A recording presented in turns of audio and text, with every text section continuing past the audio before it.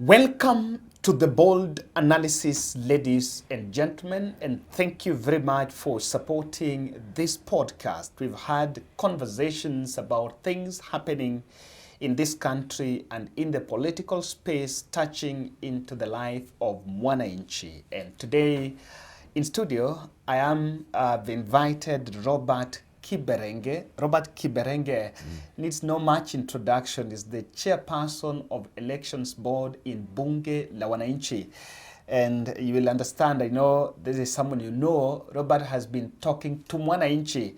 And we're going to get a breakdown of what really people are saying out there as we try to merge that with what we already been happening. Thank you very much, Robert. Yeah, thank you, welcome. Yes, I've been listening to the conversations you guys are having in Bunge, and I can say that the level of civic education you do is really recommendable. Yeah, we are, as citizens, we are obliged to do it because, you know, Kenya is a democratic country and every citizen has a civic duty to make sure that the government accounts or those in a public offices accounts.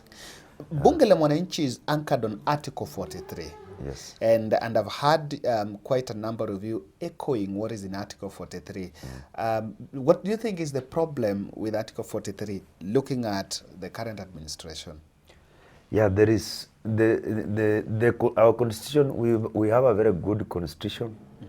A very progressive constitution, in fact one of the best constitutions in the world. If you look at the human rights and everything. But the article of the common people, the article of the ordinary Mwananchi or the poor people in that constitution is Article 43. Article 43 compels the government to provide for the social welfare of all Kenyans. Yes. So the article talks about access to food, access to shelter, access to education, access to best health care, and so on. That is our article in that constitution. But unfortunately, we have not seen the previous and this government making any deliberate efforts towards the implementation of that article of the constitution. Yes. And you'll agree that one of the challenges that we've had is, for example, two programs we have in the health and the housing one. The rallying call is about transparency, or how it has been riddled with a lot of doubts. Yes, you see, there is this affordable housing that's going on. And there is also SHA. Yes.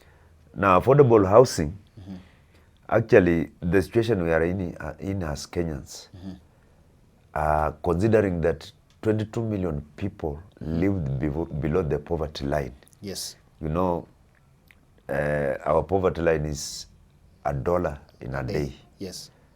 That is 130 shillings right now. So if 22 million people live below the poverty line, those are people who cannot afford a single meal in a day. Yes. Then their first priority would not be housing. Their first priority would be social welfare. I mean, income for them. What we would have done as a country, we would have first of all invested so much in manufacturing in order to create job opportunities. We would have first of all invested in so much in healthcare and education, so that you see, we always use countries like Singapore, South Korea. Singapore and South Korea were countries that were behind Kenya in terms of economic development. Yes. But you see, those countries like Singapore GDP Singapore is $500 billion right now. Yes. GDP of South Korea is right now 1.1 trillion US dollars, and our GDP is stuck at $100 billion. So when you provide income, employment opportunities for the people, then automatically the issue of housing comes naturally. And I would want to just just pick your thought on this. When you listen to the president say, when you listen to the president speaking, the messaging is anchored, the first was anchored on creating jobs. And you remember when they said it's not about the houses, it's about the jobs. Then when the houses were complete, we saw in Mukuru kwa Ruben, some people were allegedly given houses. Yes. You interact with Mwananchi, Yes. Robert. Yes. Do you believe the believability that people who are at the lower part of the pyramid have received those houses? Even when you're in Bunge there, do people believe so? Let me tell you, it is just a circus because we have done our level best as Bunge and Mwananchi to find out if there are any beneficiaries from within Mukuru who have got those slums, those houses. I mean, sorry. And we have not been successful. Not even one. We have not found even one up to now. And you know, the most interesting thing, what makes people doubt the whole idea is that the beneficiary, we saw the president sitting in her house, that beneficiary. Yes. It has been alleged that this, and photos have been out even on social media, but this has been the main beneficiary in every government project that is being commissioned. The Jerusalem Udoni. Yes, Jerusalem Udoni. She was somewhere, I don't know, in Bungoma when the president was learning. It's also been alleged that that is not her real name. Yeah, it's also been alleged that is her. So why can't they even change the beneficiary? Because there are a lot of women. So we believe that this is just a circus. This affordable housing is not meant for the poor people in those slums. I was even in South B, and there's a place women sit waiting to wash clothes for people. Yes. And most of them told me they were displaced from that area where the houses were built. And none of them has been allocated any house. So it's just a circus to me. And because of that doubt, we actually saw the president in Kibera over the weekend, and there were lists that was being taken, the list of people who are supposed to benefit. And probably that would be it. But I know if you talk to people in Mukuru, they say their names were not taken. Yeah, in Mukuru, most of them saying there were no names were taken. But some will tell you, yeah, we gave out names and we are given some document. So it is a total confusion. And I don't know, these houses of Mukuru, which the president was commissioning, I'm meant to understand that these houses were built by Uhuru. Yes. And Uhuru left them 70% complete. Yes. So how did Uhuru build those houses without deducting Kenyans any extra tax? So there's a confusion about the whole thing. And because you've brought it up, how do you think that the administration wants to maneuver their way on the messaging around the middle class, who are mostly contributors and they're not the principal beneficiaries? Yes. How do you think the state is going to manufacture to maneuver the way? Or rather, let me ask it this way: why is the president not so much keen on the middle class? I think somehow the kind of economics that the president believes in, Yes. or the kind of economics he's propagating, Political economics. yes, is political economics. Yes. And it is the kind of economics we have never seen anywhere in any other country in the world. Because every country in the world that has developed, every country in the world that has developed, including US, Singapore, South Korea, Japan, those countries developed by empowering the middle class. It is the middle class that grows an economy. Right now in Kenya, as we speak, we are killing the middle class completely. The kind of economics we are doing in this country right now and the kind of policies is killing the middle class. Instead of people getting from the bottom of the pyramid to the middle class, graduating to the middle class, Yes. people are dropping from the middle class to the bottom of the pyramid. So I don't know that if that I don't know if that is what is meant by bottom up, that people should not be in the middle class. In the near future, if this government continues this way, we shall have a few billionaires at the top, no middle class, and the millions of poor people at the bottom. That is where we are headed to, this kind of economy. Because manufacturing is dying. Many companies are shifting to our neighboring countries, to Ethiopia. Ethiopia has overtaken us economically.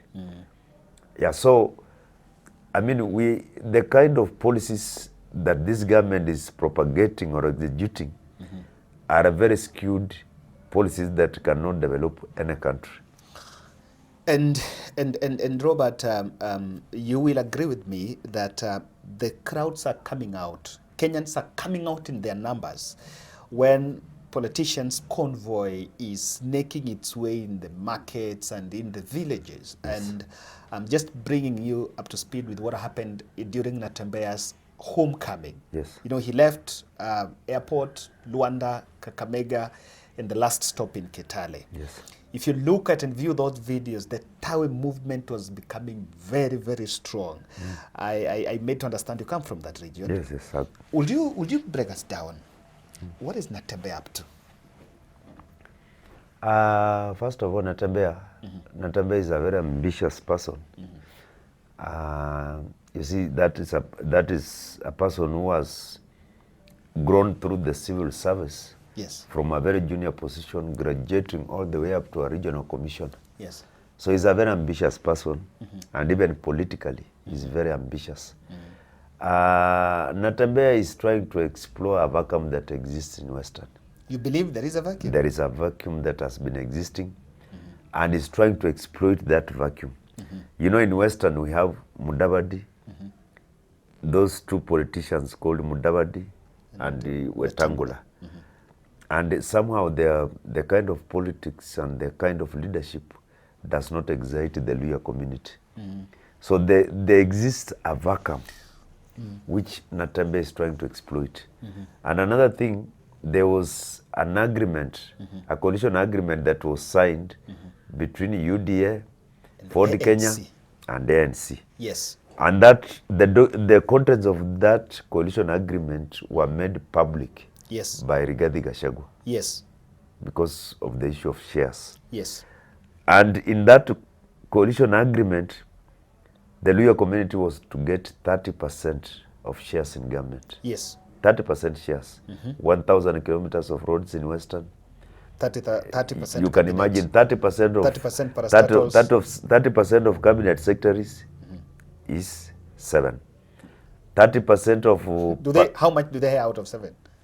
Sorry? How many do they have out of 7? We have, I think, 2. We have 2, yes. You have 2? Yes. 30% of 52 principal secretaries will be 14. And so on and so on. Yes. So NATEMBEYA is using that narrative, is exploiting that vacuum, that these guys are in government for self-aggrandizement, not for the benefit of the Luhya community. And you know, with the situation the way it is, people are poor, people are separate, so they are buying into NATEMBEYA's narrative and you know, embracing him. And in fact, when he was arrested recently, yes, I think he should be the happiest man because it attracted a lot of sympathy. Yes. Even people who could not support him now embraced him.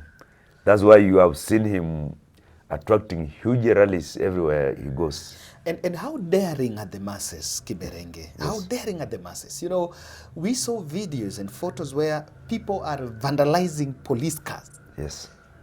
Just at the gate. Yes. And most of us have been looking and say, that was a suicidal act. Yes, yes. What is bringing a lot of the boldness from the public, especially when they deal with state officers? Yeah. Let me tell you, Kenyans are very bitter. And if you want to see the bitterness in this country, you should go down in the villages and see the bitterness. Go to Western, go down in the villages and you see the bitterness that people are living in. So that is, and this bitterness, it is economical bitterness. Yani people have been pushed into are becoming more poorer than they were with the school fees, and so on. Yes. So it looks like the situation is getting from bad to worse. To us. So people are very bitter, and anything that provokes them, anything that is associated with the state, Yes. that provokes them, people will react very badly, and that is what happened. So, and the NATEMBEYA is exploiting, is capitalizing on that. Is it emotional manipulation of the vulnerable, or it is the rationale call for change from the people? We need to get the difference. For me, it's not emotional or reactive, but it is that people desire change. A rational call. A rational call. People desire change. People want to see change. Let me tell you, as we speak right now, almost every individual in this country who is against Ruto has just got a personal issue with Ruto. It's not even about. It's not even about a political party. It's not about a community. Yes. Yani somebody speaks until you see he's got a very personal issue with the Ruto. There is a challenge I normally do in this channel, and I normally ask people in your family. It's called household voting pattern. Yes. HVP. Yes. So HVP is in your family. How many people are supporting and are opposing? Just guess. How many people? In my family? Yes. And in my family right now, there's nobody who supports Ruto. And in 2022? I can assure. In 2022, we were half-half. We were half-half. Yes. Now, in fact, we who did not support Ruto are now laughing at those who supported him. And they are very bitter than us. They are very bitter against Ruto than us. Yes. Those who voted for him, they are very bitter. Or the bitterness has been caused by Gachagua. The bitterness? No, it's not Gachagua who's causing. Gachagua is releasing a lot of bombshells. I am telling you, Ruto without an opponent, he is an opponent to himself. Without Gachagua, without NATEMBEYA, without anybody. He's just an... Because the things that he's doing is what we call self-destruction. It's self-destruction. And that is why even right now, if Kenyans were decide you to oppose Ruto, you will defeat Ruto. The easiest person to defeat in Kenya right now is Ruto. So, in these rallies, you've seen NATEMBEYA. If you see people, hundreds and thousands of people turning up for a rally on a working day, midday, then it should tell you that we have a problem in our country. Are they...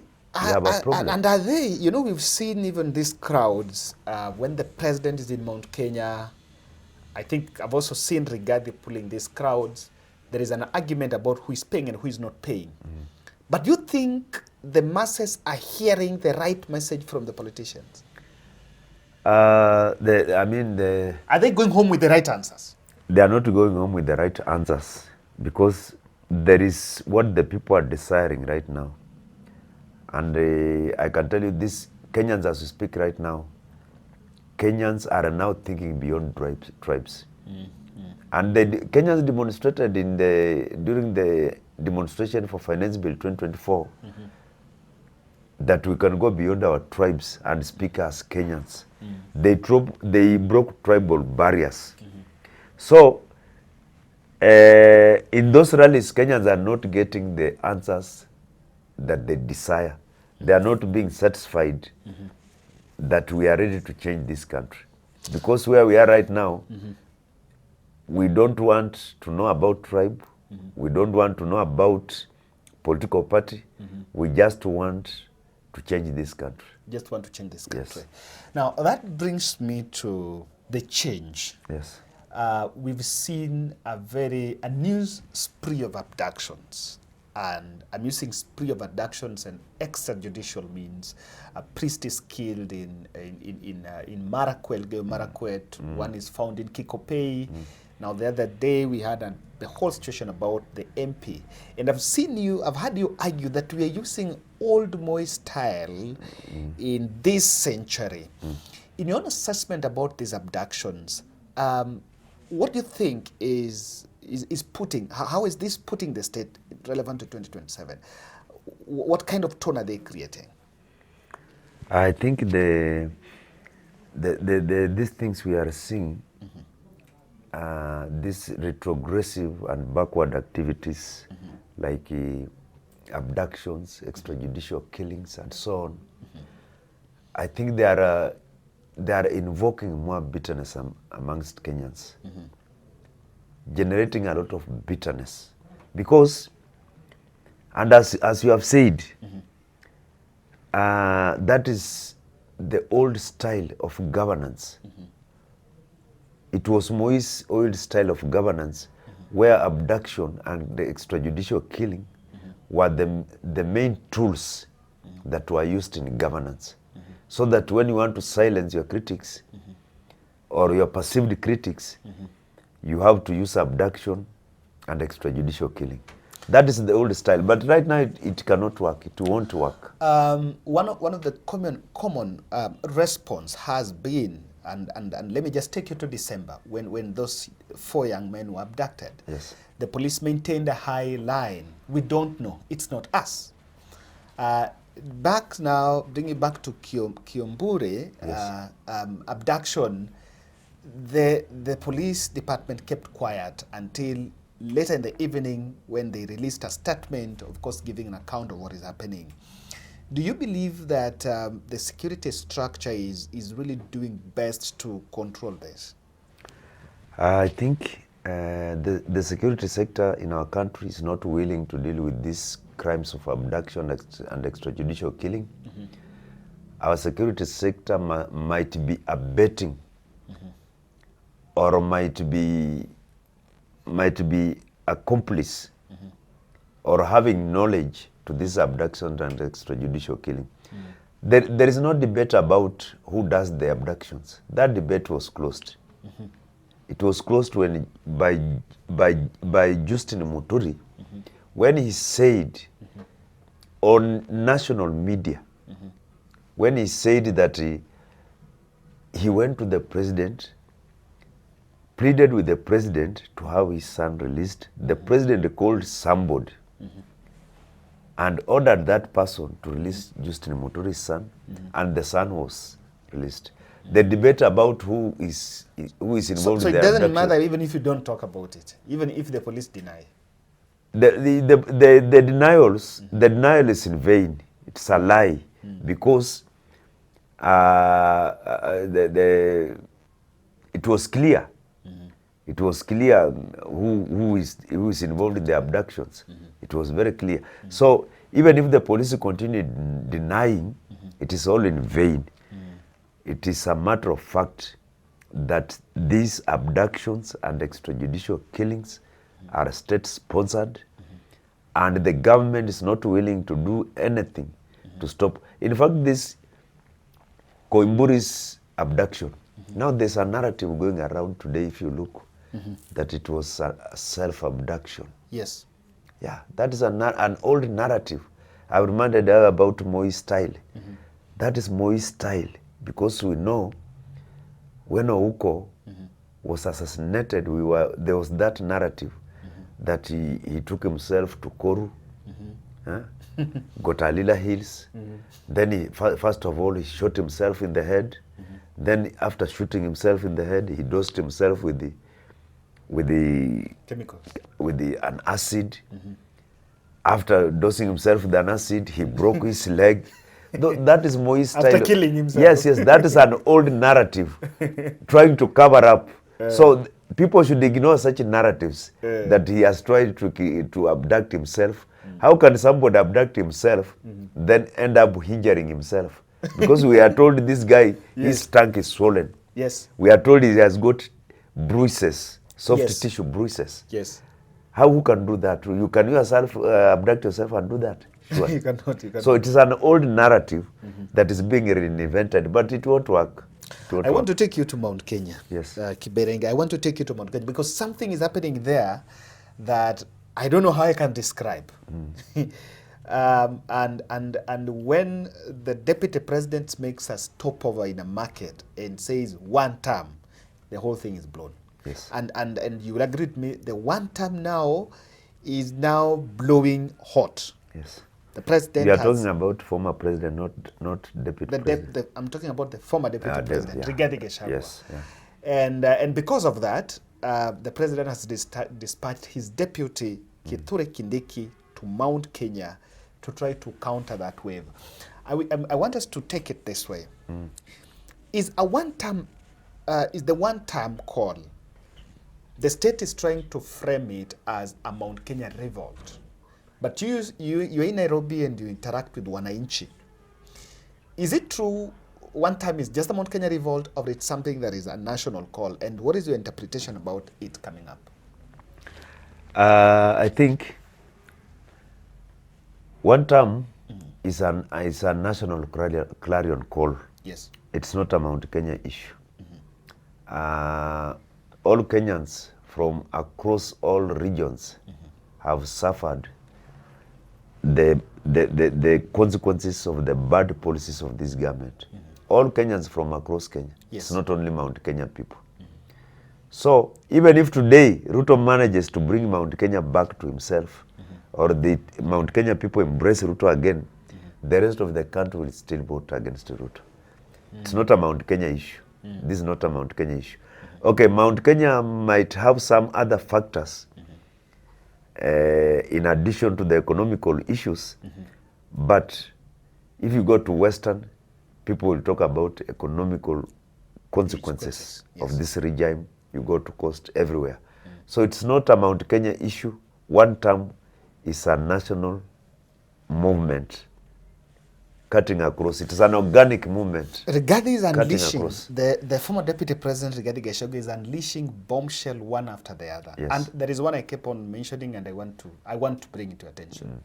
During the long interview, one of the media houses here, he talked about a hotel being built in Karura Forest. Yes. Not Karura, that is Ngong Forest. Ngong Forest. And after he said the construction stopped, Yes. he had mentioned about something on Bomas. Yes. And yesterday the president was Meru, and the president said he's now allowed hotels to be built in parks. Yes. Now, whenever the former deputy president raises a question, the government is very comfortable and is getting a space of saying that man is a tribal, that man is stupid, that man is it, without responding. Do you think that kind of laid-back strategy by the state is going to brush off Rigathi's allegations? It won't. They won't succeed in brushing off Rigathi's allegations, because you know one thing we are loving about Rigathi-Gachagua, he's speaking with the facts, names, and figures. Facts, names and figures. Yes. Yes. And whenever he makes an allegation, he always says, "I have evidence." If it is required. If it is required, yes. You remember when he talked about the president called him and told him, "I want to give you 2 billion so that you can resign instead of an impeachment." Yes. And he said, "I have the audio if you want it." Nobody has ever challenged him to bring the audio. Yes. So everything he says, even the president, whenever he makes such an allegation, the president wants that allegation to pass very quickly without discussion, because all those things are true. Rigathi speaks the truth. Okay, we like him or hate him. It's a man we have seen some weaknesses in him, and those weaknesses are in public domain. But whatever he says is true, because you know when an alligator comes from the water and tells you that the crocodile is sick, you have to believe the alligator because they live together in water. So Rigathi speaks facts and truth that cannot be objected. Nobody has ever come out to challenge whatever he says, and he speaks with evidence. You said facts, names, and figures. Yes, facts, names, and figures. He does not just say somebody's building. No, he mentions a name. And he said the contractor who is constructing the Atlanta Stadium, he will tell you the everything. one that is building. And whenever he's making those allegations, you will see him referring to some papers. Yes. He says, "I have all the evidence." Why can't somebody challenge him to produce the audio?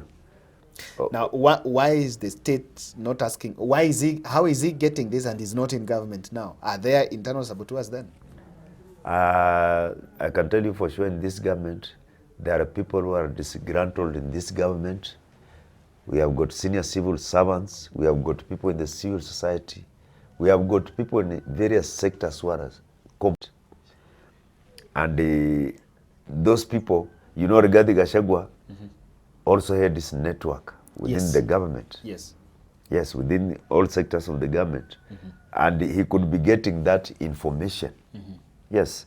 So it is easier to get information, even classified information from this government right now, because it has got a lot of disgruntled people from within who would like to see people, who would like to see Ruto being sent home. Like to see Ruto being sent home. Yes. And so, what is the, you talk to Mwananchi. Yes. Rigathi would probably listen, and I tell you, he listens to this podcast. Do you think people are attracted to DCP? Do you think? True. Do you think people are embracing DCP? The few, of course, it's just not the other day. Is it in people's lips? I am very happy, first of all. I want to congratulate Rigathi-Gachagua for launching that party called the DCP. You know, Rigathi made a mistake in 2022. Yes. By believing Ruto so much. And they were not wrong. They trusted Ruto because Ruto, you know, presented himself as a Christian, as a man of God with the Bible. So they trusted him. They didn't think that he's a person who could shortchange them or do anything. So I want to congratulate Rigathi-Gachagua and the people of Mount Kenya for coming up with their own party, DCP. And that party, even in our Western region, you see, people have embraced it in Western. Yes. Why? Because it is a friendly party to us. Just like the Luo community has embraced, ODM has embraced UDA in Luo Nyanza. Yes. So in Western, we have embraced DCP. That's why we have our Luya son as a Secretary General. Yes. Cleophas Malala. Deputy party leader, though. Deputy party leader. And I think, believe you me, DCP from the coming election will emerge with the highest number of MPs. From the coming election, DCP will emerge. Mostly from which regions? From Mlima Kenya region. You know, Mlima Kenya starts in Nakuru. We have 11 counties. DCP will emerge with the highest number of MPs. In the next parliament, it will emerge with the highest number of MCS. That party called DCP. That party called DCP. Yes, and that party called DCP is the last nail in Ruto's coffin. What do you mean? Yes, because now UDA is completely dead in Mlima Kenya. Yeah, Ruto is remaining with somebody like Kimani Ichung'wah. Kimani Ichung'wah, I can compare him to JJ Kamodo of Moi's time, who nobody would listen to him in Central, but he remained as a Kano stalwart. And another thing I want to congratulate Rigathi-Gachagua for not honoring the summons by the NCIC, National Integration and Cohesion Commission. I want to congratulate him for not honoring the summons by that commission. Yes. Because that NCIC is a political tool. NCIC is a UDA disciplinary committee. So he cannot get any fairness. I mean, a critic of President Ruto cannot get any fairness in front before NCIC. So I think Rigathi-Gachagua did well for not legitimizing. But was the summon a fallback plan out of the arrest threat? Was it just a fallback? Yeah, for the state it was a fallback plan because, you know, arresting Rigathi-Gachagua in this country right now is not easy. It's like thinking of arresting Raila or Ruto. There are some people in this country you cannot just arrest that way. Maybe you can try and make a summon. But I think it was a fallback plan for the state after that embarrassment of failing to arrest Rigathi-Gachagua. Yes. But I really don't believe the arrest will be effected. Kiberenge, I want us to cap it all at this point. Yes. And let's go back to the broad-based administration. Yes. The Secretary General, Edwin Sifuna, is having a document and is saying, this is what we agreed with the president, and I will take and put X where he got it right. Raila Odinga's brother, Oburu Odinga, is saying we are in government. Yes. Raila Odinga is denying. So the whole situation has been choreographed that way, with the ODM sending mixed signals as to what is the end game for Babaman, Raila Odinga, with all these mixed signals? What I can tell you for sure is Raila will bolt out of this government. And I can tell you for sure that Raila is slowly buying time, and he has prepared an exit plan, which is somewhere in a shelf, just waiting to bolt out. Because you remember during Charles Were's funeral in Homa Bay, very many people spoke before Raila, Akina Kaluma, Oburu Odinga and others, with the mixed opinions. People said we are in this government to stay, blah, blah. Then Edwin Sifuna said we are not in government. You see, so, and finally when Raila stood up, he said that the Edwin Sifuna speaks on behalf of the party. Whatever he says is the position of the party. So that is different positions. Raila is taking different positions, no one definite position. And you may not know where he is. But psychologically, yes, you talk to Wananchi. Will you think Wananchi are comfortable with that kind of, that kind of snaking? Like you are there, people say you are there just to eat, then you come back. Yes. What is the perception of people of him now doing whatever is happening? Because there are some who think you should join the benches and fight and put the regime on accountability edge. But you can't have your cake and eat it. Yeah, I can tell you that very many people are very bitter and disgruntled with the Raila joining Ruto. Because, Kenyans respect Raila, and they have always considered him as a reformist. So Kenyans never expected that Raila would join Ruto, of all the people. But it is his choice. Yes. Baba's his choice, and you don't know what he's planning. But Kenyans do not love that idea. They don't love it. And what I can tell you is that Raila has lost a significant portion of his support because of being with Ruto. There is an argument that he's had a handshake with Uhuru. He came back and got his way back. What is the difference? Let me tell you, with Uhuru it was very different. Because Uhuru, we can say Uhuru looted the country. Some people say that. I totally agree. Uhuru was not a good president. We agree. But Uhuru never entered into people's pockets to take people from the little they had in their pockets in terms of extra taxes or increasing taxes. He never did that. Uhuru never did that. And Uhuru is a former president, and we can see he left a mark in this country. In terms of infrastructure, give it to him. Yes. Uhuru did it. These bypasses, you can see expressway, where I come from, Vihiga, the road that is connecting Sumu to Kakamega, you can see it. So in terms of infrastructure, he did it. So why people are bitter right now, people are not so much bitter with the handshake between Raila and Uhuru. And why they are so bitter right now is because Ruto has suppressed Kenyans economically. And people think Raila is part of, people see Raila as part of it. Yes, they think Raila has embraced that idea of suppressing Kenyans economically and pushing Kenyans into abject poverty.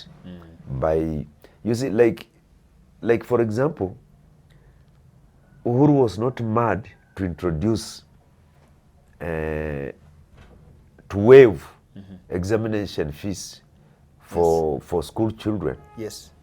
secondary and primary. Yes. He waived it, and the government was funding it 5 billion Yes. every financial year.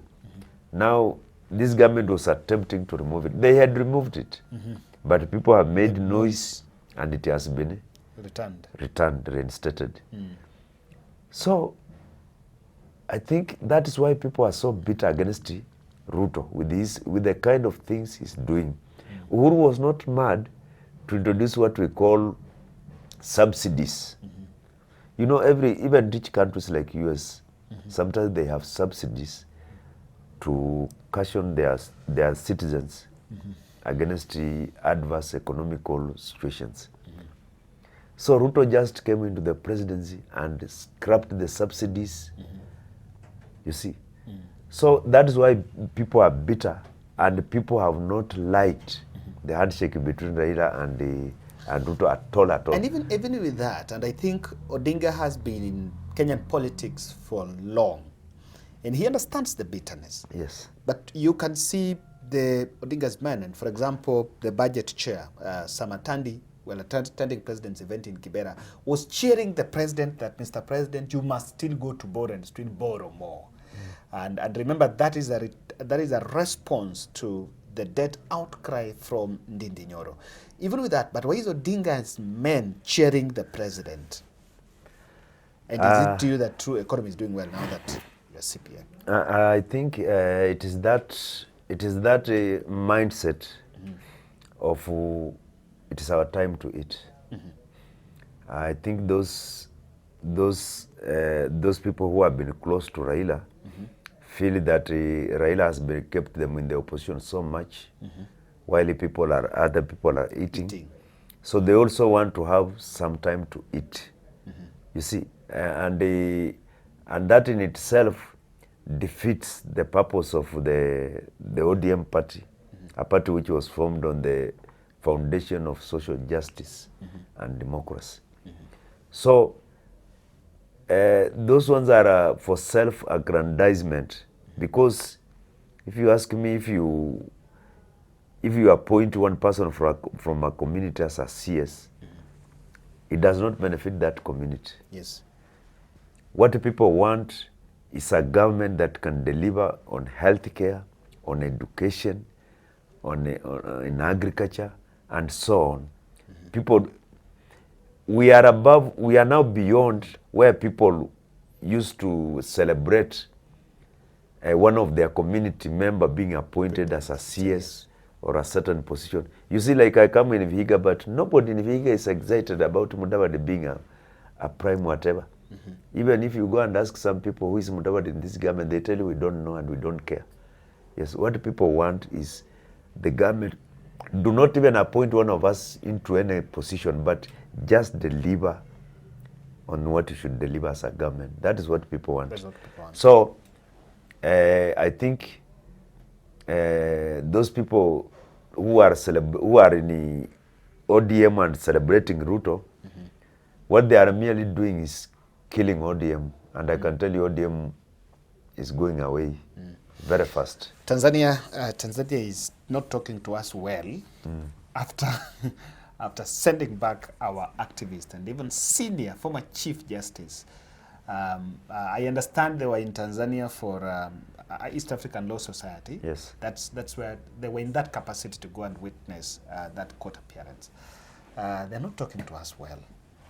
And they've even gone to an extent of saying they're doing better politically and economically than us. Back in Nairobi, Musalia Mudavadi is having a well-laid-back strategy, not commenting, and people feel we are being undermined. Yes. I think the storm, the storm that is brewing between Kenya and Tanzania